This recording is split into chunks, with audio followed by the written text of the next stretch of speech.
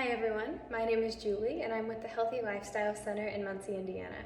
Today we're going to be making chicken chili. This recipe is wonderful. It tastes delicious, it's easy to make. If you've got kiddos around, they can be really helpful in making this. With this recipe, I like to say season with your heart. Just measure those seasonings however you like it, adjust the spice level per your preferences. You can garnish with really whatever you want. I think crunching up tortilla chips was really yummy. You get a little extra crunch there. Sour cream can help cut the spice, make it a little creamier. Cheese can do the same.